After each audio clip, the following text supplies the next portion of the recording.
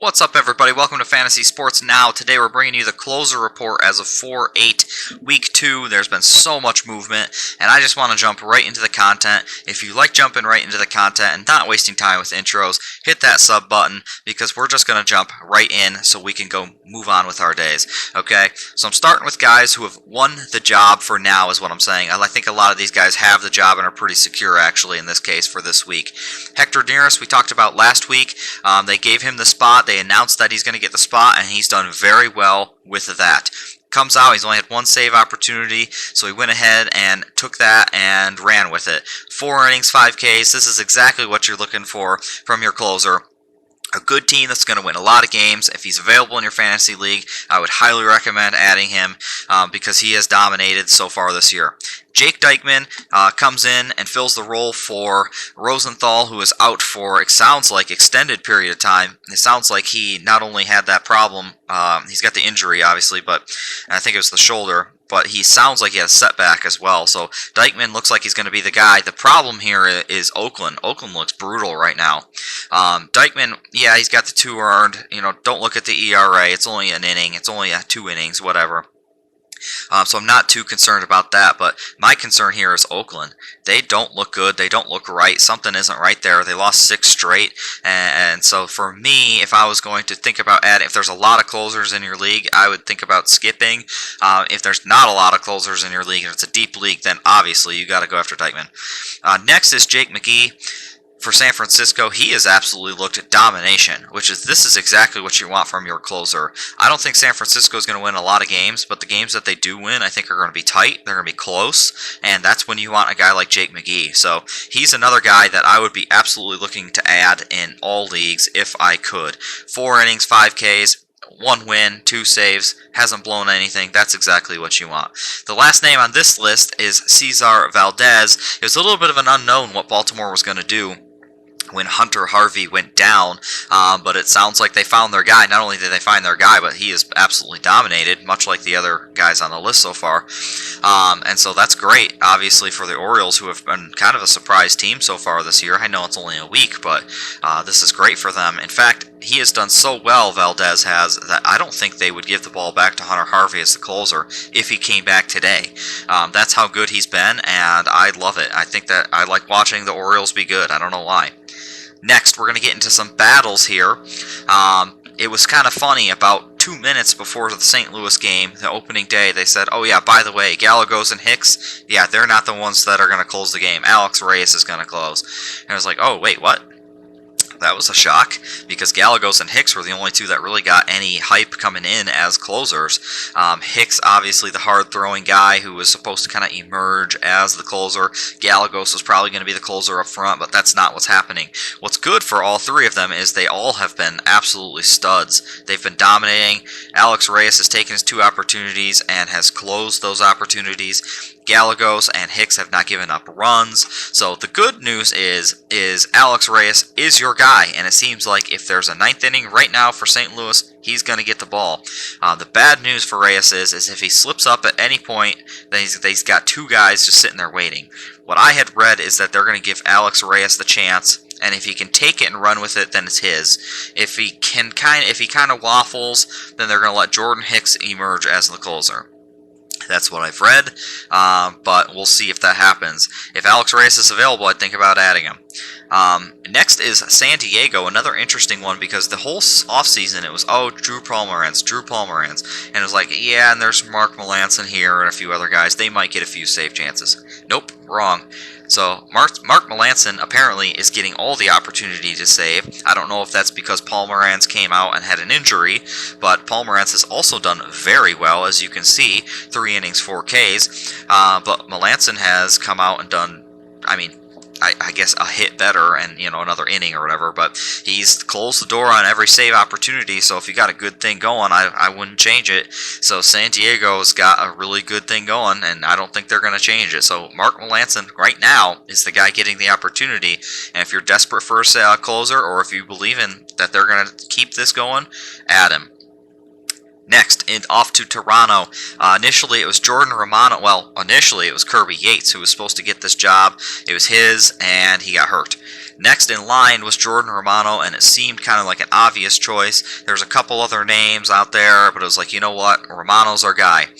Well, it turns out that Julian Merryweather is getting the save opportunities. Romano seems to be setting up, or Romano seems to be the more high leverage guy, and Julian Merryweather seems to be coming in the 9th inning. So what I had read, which is something that I haven't really seen before, is they basically said, we don't want Julian Merryweather to come in when there's guys on or when there's one out. We want him to come in a fresh inning. I don't know if it's like a psychological thing, but it sounds like they trust Romano coming in and getting out of jams, whereas they don't want Merryweather doing that.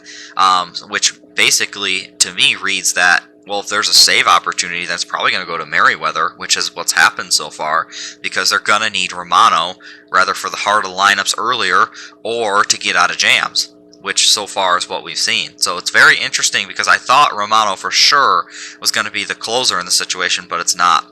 Alright, got to keep moving here. We're already at 6 minutes. Tampa Bay, Diego Castillo has taken the opportunities. He blew one of them, which is interesting.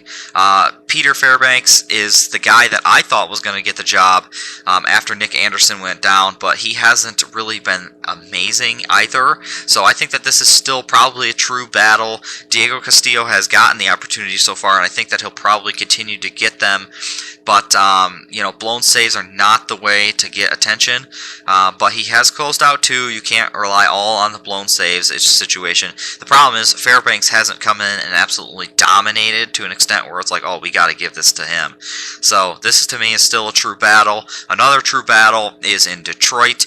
Brian Garcia and Soto here, Gregory Soto. They have both been okay. Neither of them have emerged. Neither of them have looked great.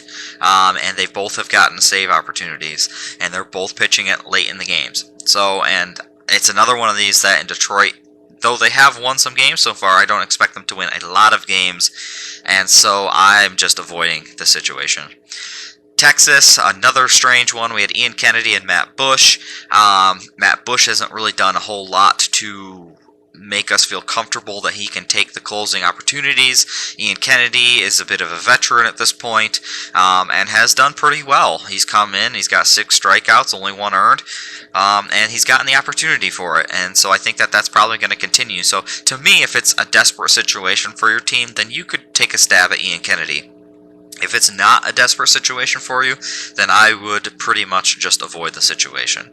The next one is in Cincinnati. We have Amir Garrett, who has struggled mightily, and we have Lucas Sims, who's right behind him, who has done amazingly. It's a very interesting one. Amir Garrett has a save.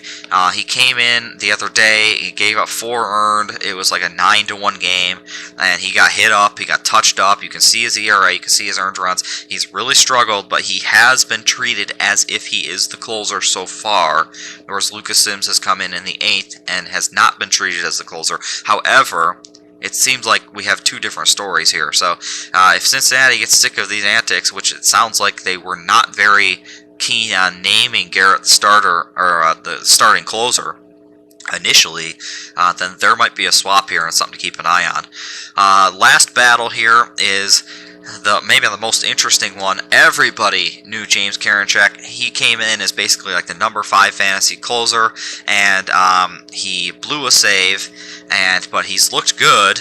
He hasn't given up an earned run, so looking at this, that blown save, I don't remember off the top of my head, but it must have been an unearned run, but it still counts as a blown save here. He's done quite well, and we all expect him to do quite well.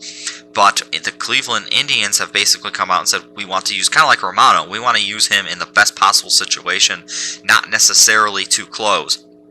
So they basically had said, well, this Nick Whitgren is going to come in and probably get some save opportunities, and he did get one, and he did close the game yesterday, though he hasn't looked great. He hasn't looked like a dominant closer or a dominant bullpen arm yet. I think that he can be, and they believe in him. So what was going to be a Karinchak domination year is now stunted by whatever's going on here. It's really unfortunate. Like, I would rather have Hector Neris than either of these guys at this point, because I just don't know what's going to happen. You know, I would rather have McGee than both of these guys at this point, because I just don't know what's going to happen. All right, moving on. This is the last one, the short-term options.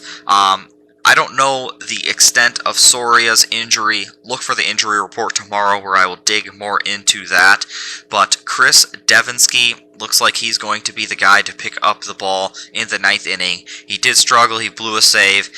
His ERA doesn't look great. He hasn't pitched a lot, so give him some time. But it sounds like he's going to be the guy in Arizona to take the ball in the 9th. So if you're desperate for saves, this is an opportunity to pick up a closer, especially if Soria ends up out for a while. Next one is Tanner Rainey. This is a deep one. Brad Hand is on that COVID list. He's probably going to be on the COVID list till probably next week. He's got to ramp up. He's got to, who knows, some people don't come off the COVID list. It's crazy stuff. And Tanner Rainey seems to be one of the guys in the mix. I had heard that he was the guy, but we haven't really seen enough to feel comfortable with it. This is another one. If you're desperate for it, go find it, go get it. Anyway, guys, this is the list. Look for the injury report tomorrow, and we'll see you guys next week.